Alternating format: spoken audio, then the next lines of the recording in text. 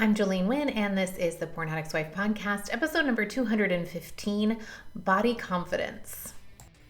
If your husband is struggling with a pornography problem and you want some help with it and you are not finding the resources that you like, you are in the right place. My name is Jolene Wynn. I am a certified life coach. I am an active member of the LDS faith, and I am the wife of a former porn addict. And on this podcast, I am going to share with you the tools that you need in order to start your healing journey. This is where I'm going to show you how to dive deep into intentional living, how to rekindle connection with your spouse, how to manage all that emotional turmoil that you're feeling, how to break the addiction cycle that you have to your husband's addiction, and tell you all of the ways to do that and start healing. I am so glad that you're here, and I can't wait to get started. Let's go. All right. Hello, my ladies. Today, I want to talk to you guys about body confidence. This is something that I have been preparing as I am doing a summer body confidence masterclass this week. You can still join. I will put the link in the podcast notes so that you guys can see it. It goes where the description is for every podcast. I will put the link in there in the show notes so that you guys can still join. This is something that I'm teaching inside my program, but I'm opening it up to all of you if you want to come join just for the week, and then you also get access to all the material forever. So it is turning into an online course, but you get the chance to get into it live, so that not only do you get one-on-one help with me, you also get a discount. So it's $99 to join for the 3 days. And as I was preparing it, this is what I really wanted to talk to you guys about on the podcast, because I know so many of you struggle with your body image or physical insecurities, with feeling confident in your own skin. And that's what I want to talk to you guys about today. But before I forget, because I have almost forgotten twice already, I am doing a free workshop, a one-day live event on July 22nd, and I would love for you to come. And it is called How to Solve Your Husband's Pornography Problem. So if you are intrigued by that, again, I will put the link in the show notes, and this one is free. So you can sign up to join the masterclass this week. It's $99. And you can also sign up to join this one-day live event that I am going to be teaching again on Monday, July 22nd. I will put the link in the show notes so that you can sign up, because this is going to be where I'm going to teach you how to actually solve what's coming up for you. Because most of us are doing it in the exact wrong way, which is exactly how I did it for years. It just created a lot of hustling. I was stressing. I was trying to manipulate, but I wouldn't have used that word. I was trying to control as much of my husband's behavior as possible, as much of our situation, our circumstances possible, so that he wouldn't relapse. I changed myself, my hair, everything, and it was emotionally exhausting. And if you are in that place right now and you want to learn how to do it the right way, then I want to encourage you to come sign up for this live event. Again, this is totally free, Monday, July 22nd. I'll put the link in the show notes so that you guys can sign up. I'd love to see you there. Okay. Today, ladies, let's talk about body confidence. Now, this is so fascinating because most of us don't even know what confidence is. And so I looked it up. I always go to Google and look up the definition. Here's the definition of confidence. Are you guys ready? It's a feeling, which I already know. Okay. So confidence is a feeling of self-assurance arising from one's appreciation of one's own abilities or qualities. So let's pause right there, because number one, it is a feeling. And most of us as women, if we're struggling with our confidence, especially physically, we feel like confidence is not something that we can develop. We feel like confidence is just something you're born with or something you're not born with, right? Like, think of someone that you know that seems really confident. I get this a lot. Most people tell me, they're like, you seem so confident. Yes, I am. And I have created that and generated it on purpose, because confidence is just a feeling. It is not something you are born with and only the lucky few get it. Everyone has the ability to develop and create confidence in themselves, because it is a feeling. And a feeling is something that you feel. It is a vibration in your body that you feel because of your thoughts. Your thoughts are what create your feelings. So if you are not feeling confident right now, it's because of the thoughts that you are thinking. And we'll dive into that in just a minute. Okay? So again, the definition of confidence is a feeling of self-assurance arising from one's appreciation of one's own abilities or qualities. Now, putting this in reference to your body, when we're talking about body confidence specifically, then body confidence is feeling self-assurance from your own appreciation of your own physical abilities or the qualities about your body. Okay. Now, this was fascinating as I read this and I really dissected it, and then I applied it to our body and the way that we think about our bodies specifically, because there's a word in there that was really fascinating to me that stood out, and that was the word appreciation. Okay. So let me ask you this question, right? If confidence is a feeling of self-assurance arising from your appreciation of your qualities or your abilities, and if we're talking about your body, it's your body's abilities or qualities. When was the last time that you truly appreciated your body just as it is? Not as it looked 15 years ago, not as you hope it looks a year from now, as it is currently right now in whatever you're wearing, however you're sitting. Don't suck in now that I asked you this question, okay? When was the last time that you really appreciated your body just as it is?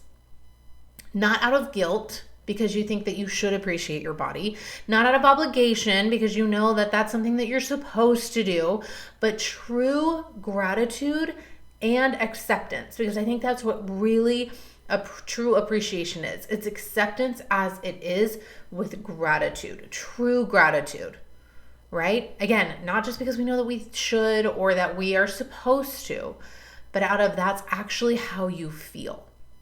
Most of us, I would probably venture to guess, okay, most of us can't really do this honestly because we have a whole bunch of negative beliefs in the way. We have a whole bunch of negative thoughts about our body that are between us and true appreciation, okay? And maybe this looks like, yeah, I mean, I would appreciate my body, or I know that I should, but I also wish I weighed a little bit less or a lot less, right? Or the thing that's in between me feeling really grateful for my body about how it is right now exactly is this slew of medical problems, or this amount of baby weight that I still haven't lost, or this number of cellulite and stretch marks and skin tags and wrinkles that I really just wish weren't there. Those are the thoughts that are typically in the way between how we are feeling and what we want to feel or what we think we should feel. That is usually what's in the way between us having a true appreciation and gratitude for our body just as it is. Most of us hold off thinking that we shouldn't feel grateful for how, or we think we should feel grateful for how we are, but we don't feel grateful for how our body looks and is right now. And we think, well, I will feel that way once my body looks like how I want it to. And this is a big fallacy, because true appreciation of your body does not come from your body and what your body looks like. It comes from your thoughts. And just to throw this out there, let's just play around with this for a minute. How many of you, when you were in your teens, were skinnier, smaller than you were right now? And it doesn't have to be in your teens. Have any of you at any point, I want you to think about this, were you at any point smaller than you are right now, or weighed less, or had more of your ideal body, quote unquote, than you do right now? Most of us have. Most of us have had a point in our lives where we were in better shape, or even if you weren't in better shape, even if you're in the best shape of your life right now, if you don't feel this way about your body, if you don't feel true appreciation and you are in the best shape of your life, you're proving my point. Okay, because it's not about what your body looks like, it's about how you think about your body. And the way that you think about your body is entirely up to you. It is completely independent of what your body looks like circumstantially. It doesn't matter what you weigh, it doesn't matter what size you are. And if you have had a point in your life where your body has looked more of your ideal, how did you feel about it at that time? Because I guarantee you, you weren't 100% happy. You still had thoughts like, man, I wish this were different. Man, I wish, because so many of you, I know this because I am a woman, okay? How many of you would give anything to go back to what you looked like when you thought you were fat, right? How many of you have thought, man, I didn't appreciate my body when at that time. I didn't appreciate my body when I was in my 20s. I didn't appreciate my body when I was a teenager. I didn't appreciate that I could eat whatever I wanted and that I could stay up all night and that I could have pizza for breakfast and still be that size. Again, it's because your body is not creating your thoughts. So if you are thinking that you will have some appreciation for your physical body once it reaches a certain level, once it reaches a certain weight or a certain size or a certain fitness ideal, you are seeing this backwards. Your brain is seeing it as, once my body changes, then I'll feel better about myself. Then I will appreciate myself. And it's completely the opposite. And I want to offer that it's totally possible for you to generate that appreciation for your body as it is right now. And it also doesn't mean that you have to stay as you are right now. Because if you are 100% appreciative and positive and confident in your own skin as it is, it will actually make changing it that much easier. Not because you have to. It will be from a place of, I love myself as I am, and I still have goals. I still have a desire to improve myself physically if I want to, but it will no longer be a have to. It will no longer be a requirement, and you will no longer have to wait for that confidence to feel confident about yourself till after the fact. It will be something that you can generate now in the present. It's a beautiful thing. Okay? So most of us can't honestly say that we truly appreciate our body as it is right now because we have all these beliefs in the way, all of these thoughts. And this is why mantras, I don't know how to say it. This is why mantras don't work. This is why you can't just write on your mirror, I think I'm beautiful and gorgeous and sexy, and read it 1,000,000 times a day, and then it'll eventually just like sink in by osmosis. It doesn't work like that because we have our own beliefs in the way. Because as soon as you write that down and you repeat it, then all of the beliefs that you're harboring internally come to the surface. This is when they start saying things like, yeah, except that we have all this cellulite that I really wish would go away. And you're like, no, I'm just going to write this down. I'm going to read it. I am enough. I'm worthy. I'm beautiful. I love my body. My body is sexy. Yeah, except that you really could lose 15 pounds, right? These are the thoughts that come up, the beliefs that you have about yourself that are in the way, that are preventing you from actually feeling true appreciation and confidence in your skin as it is. Okay. And if we just pretend like they're not there, then it's not going to actually shift anything. This is also why you can't just think your way out of it. We can't just pretend like it's not there, like those negative feelings aren't there. You can't think your way out of it. You can't just repeat nice thoughts hoping that eventually it will change how you feel about yourself. They're two different systems, okay? We have your logical brain and then we have your emotional feelings, and those are two different things. And you can't think your way out of how you feel. You actually have to feel your way through how you feel and then rewire your brain. Okay, so let me break it down. This is the process. We can change this. Again, confidence is a feeling. So if it's something that you're not feeling right now, all it means is that there's some thoughts in the way, and then we can change that. And here's how we do it. Step number 1, awareness. You've heard me say this so many times, okay? Step number 1, awareness. What is blocking it? What is preventing you from feeling that confidence in yourself? All you got to do is ask yourself this question. Why don't I feel confident about my body right now? Boom, write it down. That's it. That's what's blocking you, okay? And here's the fascinating thing is it could be jealousy. It could be wishing that you looked like other people. It could be resentment, thinking that you should look differently than you do. That goes into manuals. There's a podcast episode on manuals. You can go listen to that if you don't know what a manual is. But it's basically your thoughts of how you shoulds and shouldn'ts. My body shouldn't look like this. It should look like that, okay? So we have jealousy. We might have resentment, especially if we feel like something is out of our control.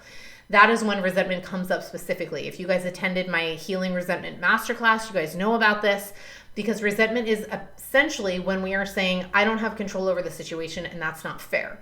So resentment could be of your body. It could be coming from your thoughts like, well, my body should have just lost the weight after I had the baby, or it should have lost it faster. I had my baby 3 years ago. Why am I still holding on to this baby weight? It could be resentment of a medical diagnosis, right? Oh, well, I could lose weight except for this, or I wish my body didn't look as it is, right? I have a resentment toward some kind of medical condition that has actual physical effects, and I feel resentment toward it, right? Or maybe it's shame.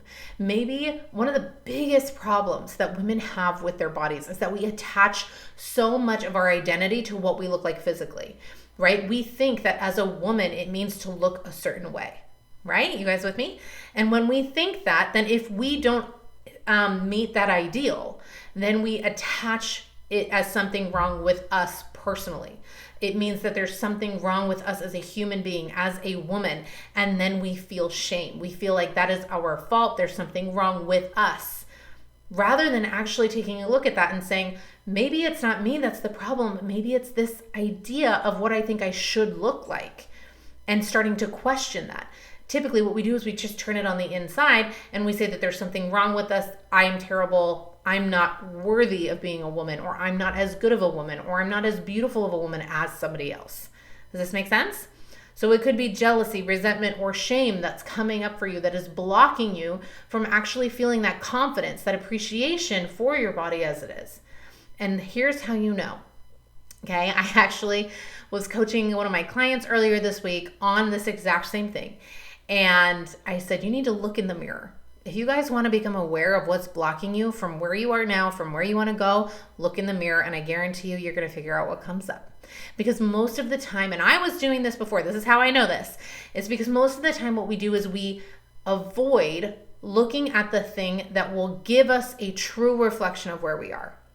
It's why we don't want to look in the mirror. Because when we look in the mirror, we have to face all the things that come up. This is why so many of you don't want to join coaching. This is why so many people hate listening to my podcast, and then they leave all of these negative reviews, because guess what? When you listen to this podcast and you start actually doing the internal work, all the stuff comes to the surface. It's a reflection, and you start to see all the things you don't want to see about yourself. And when you don't know how to appropriately look at that in an honest way, with self-compassion and self-love, then it's very difficult and very heavy, especially when you don't have somebody looking at it with you to help you maintain that kind of perspective, that these are just thoughts and feelings that you can absolutely change, and they don't mean anything about you. Most of us aren't in that place, right? This is why I do what I do. That's my job, okay, to help you maintain this. That's why you're listening here, doing this with me. Go get a mirror, start looking at it. Look in the mirror and notice all the thoughts that come up and write them down. This is what I did when I started working on my own relationship with my body. I first had to start looking in the mirror because I was avoiding it. I didn't want to look in the mirror. I hated looking in the mirror. I didn't want to face the thoughts and feelings that came up, so I would avoid it at all costs. And if I had to look in the mirror, I would only do it for the shortest amount of time I could get away with. And I would just hyper-focus my eyes. Ladies, if you do this, you know what I'm talking about, where I wouldn't actually try and see my whole body. I would just be like, all right, let me just look at my face, put on my makeup, and go. And that's what I would do. And this is exactly what my client was doing. And so I said, the first thing we need to do is look in the mirror and write down all the thoughts and feelings, because we can't change anything unless we know where we're starting. This makes sense? And if avoidance is where you're starting, great, not a problem. But we need to start looking at what we are avoiding. Okay, so that's step number 1, awareness. Step number 2 is acceptance. And what that looks like is letting go of all the self-judgment and all of the resistance. Again, whoa, that was not English. Again, if we are avoiding things, then that's resistance. And we need to let all of that go. Resistance and self-judgment act like a trap door. They just lock all of the negative emotions, all the negative thoughts inside of us. And so we can't actually let any of it go. We can't move past it because we're judging ourselves for it. I can't believe I think this way. This is terrible of me that I think this way.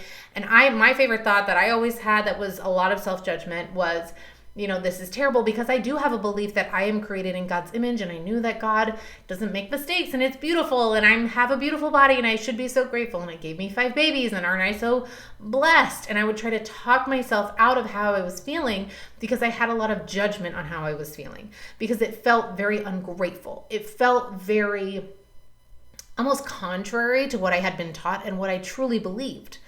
And yet I wasn't able to change it until I actually took a look and said, this is how I'm thinking and feeling about myself right now. And the way that I was thinking was, I hate my body. That was my thought, and it was terrible. But it wasn't until I looked at it, became aware of it, and then accepted that and said, It's okay that I'm here. It's okay that I am feeling this way and thinking this way, and it doesn't mean anything about me. That's when I was able to then go to step number 3, which is process the emotion. And I want to go back to that real quick and notice this is why it's so powerful to do this work, because your thoughts and your feelings are not who you are. So recognizing our brain doesn't understand that though. Our brain thinks that who we are is our thoughts and feelings. Okay. And it's something that we perpetuate a lot in our society right now. How you feel is who you are, and it's not true. Your feelings are real, but they are not true. So if you feel resentful of your body, it doesn't mean that you have to be resentful of your body. If you feel shame, it doesn't mean that there is something wrong with you. Yes, that feeling is real and you are experiencing it, but it doesn't mean that it's true about you. Does that make sense?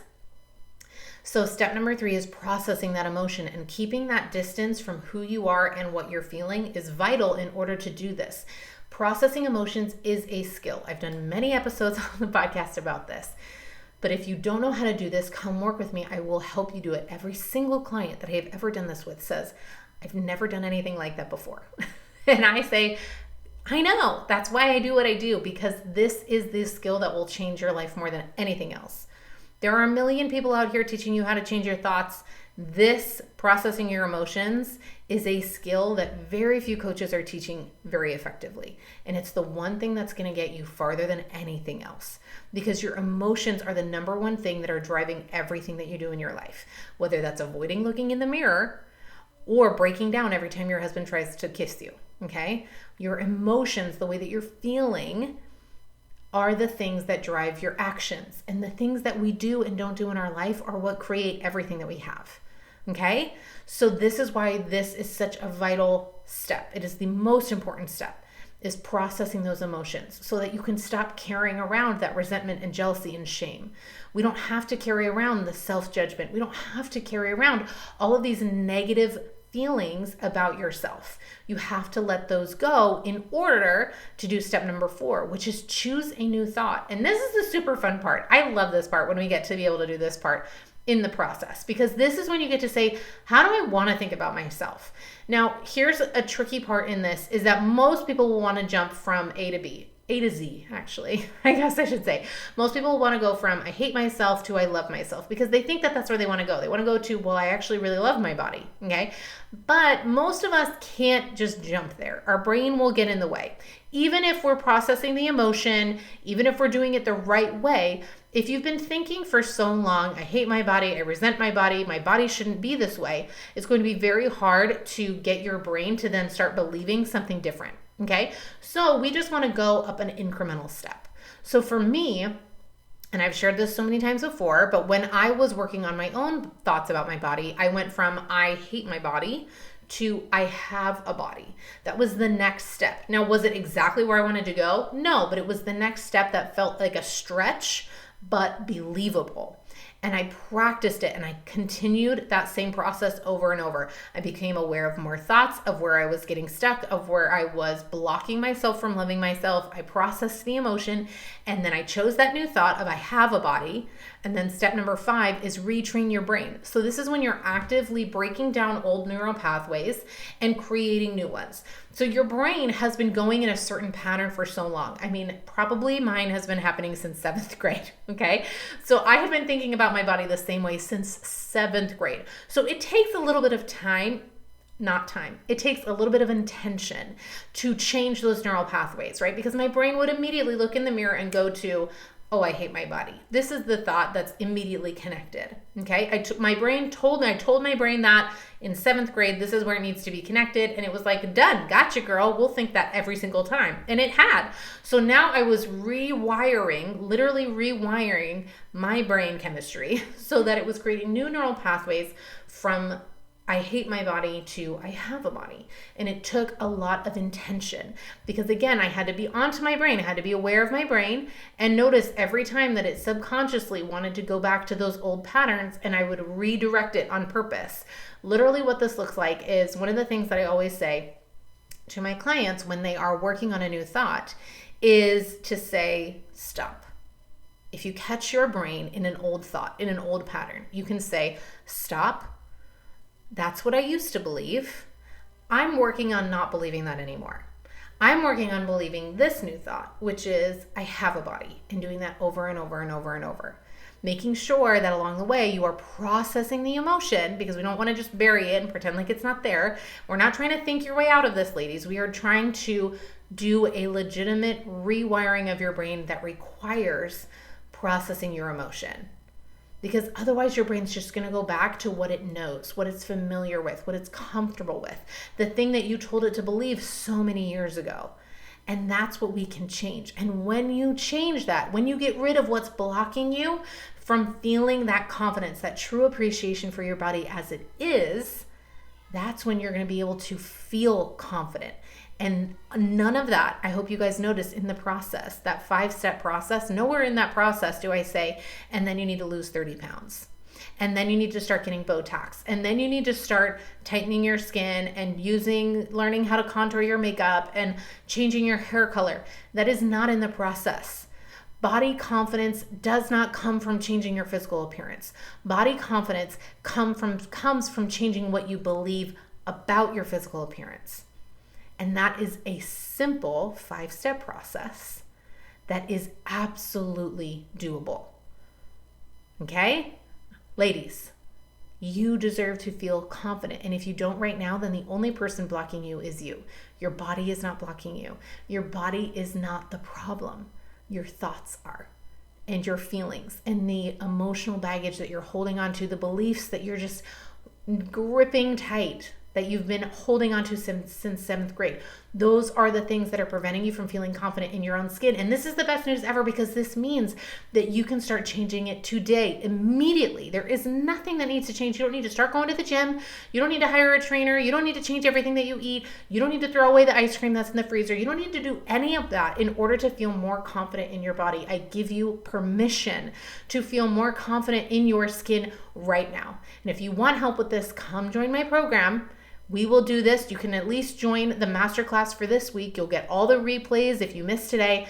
Come join me. I will help you do this, because your life is too short to spend in a body that you hate. So let's start changing it from the inside out, because that's the only way that it actually works. All right. I love you ladies so much, and I will see you next week in a brand new episode. So take care. All right, ladies, if you enjoyed this podcast, then I want to invite you to come join my coaching program. This is where we take everything on the podcast and we actually get to apply it in order to transform your life. And I know that that is a big promise, but it's 100% true. On the podcast, it's like learning how to ride a bike. It's like reading a book, an instruction manual via audio on how to ride a bike. And my coaching program is where you actually ride the bike. And that is what creates the transformation. This is what actually enables you to go from point A to point B, to actually create the transformation that you are seeking. If you are feeling stuck, if you are feeling like you are loving everything, but you just can't see the end from where you are now, then I want to help you. Come work with me one-on-one. I have a lifetime access program, which means it doesn't expire. You come work with me. I will help you every step of the way and work with you personally to make sure that you get where you want to go. I can't wait to see you there. Head to my website today, joleneWynn.com, and sign up.